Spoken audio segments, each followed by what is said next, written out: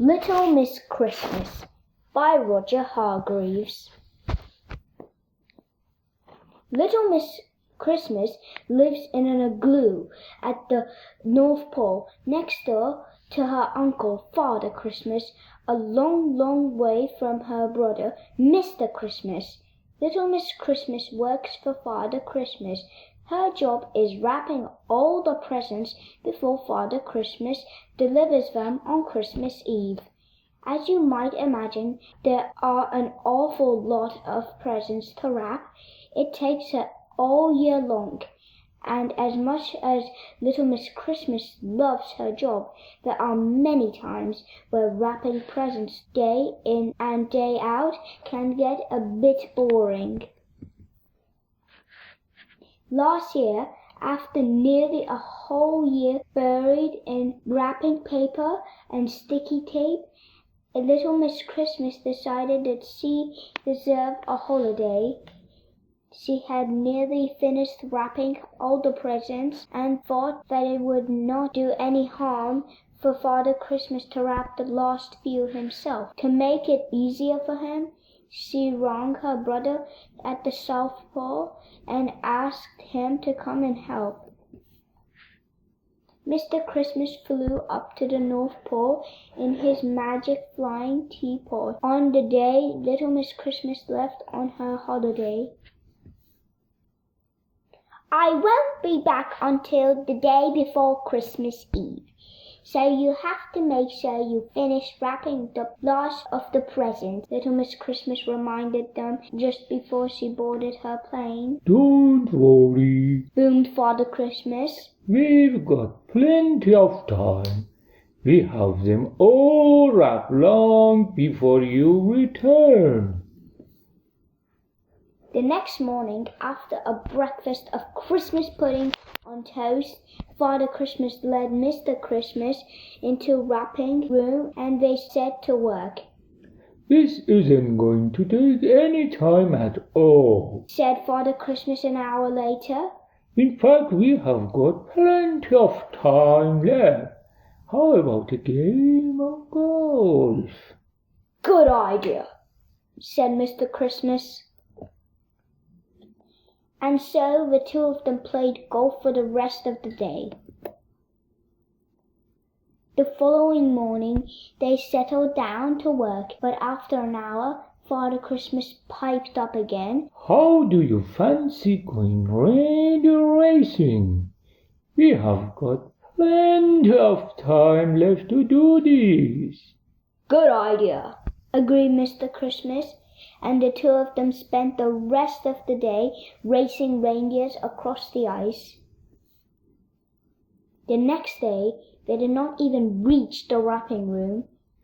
"We have still got plenty of time to finish that wrapping. Shall we go fishing today?" suggested Father Christmas at breakfast. "Good idea," said Mr. Christmas eagerly. And so it continued. While Little Miss Christmas lay on a beach in the Christmas Islands, where else, blissfully unaware of what was going on at Father Christmas and Mr. Christmas was spending a lot of time having fun and very little time wrapping presents. So you will not be surprised to learn that the wrapping had not even been finished by the time Little Miss Christmas returned from her holiday. "What have you two been doing all this time?" exclaimed Little Miss Christmas when she saw the huge pile of unwrapped presents. Father Christmas and Mr. Christmas sheepishly studied their feet, unable to look at Little Miss Christmas in the eye. "How are we ever going to get all this done by tomorrow evening?" she continued angrily.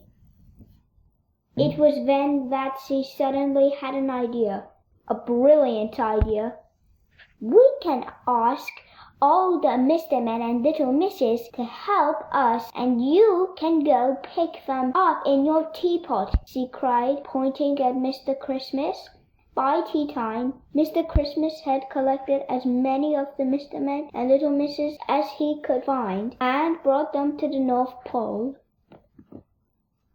They all worked right through the night, although little Miss Christmas had to be careful about which jobs she gave them. Mr. Bump was only allowed to wrap teddy bears because he kept breaking the other presents he was given, and little Miss Bossy had to keep a careful eye on little Miss Naughty to stop her wrapping nasty surprises in her presents.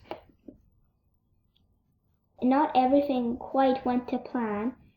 Mr. Muddle kept writing Happy Easter on the labels, and little Miss Helpful tried very hard to be helpful, but got into a lot of trouble with the sticky tape. Mr. Forgetful kept forgetting to put presents in parcels, and there were no mistaking the presents wrapped by Mr. Messy. However, by lunchtime on Christmas Eve, all the presents were wrapped and labeled and packed away in Father Christmas's sleigh. "Thank you so much," said little Miss Christmas to everyone. "I don't know what we have done without your help. There would have been a lot of empty spaces under a lot of Christmas trees. Now we need Father Christmas.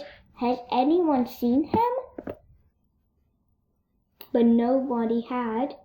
Eventually, little Miss Christmas found him playing cards with Mr. Christmas. "Of course." "Quick, quick!" she cried. "You're going to be late." Don't worry, ho ho ho ho," chuckled Father Christmas. "We've got plenty of time, ho ho ho ho ho."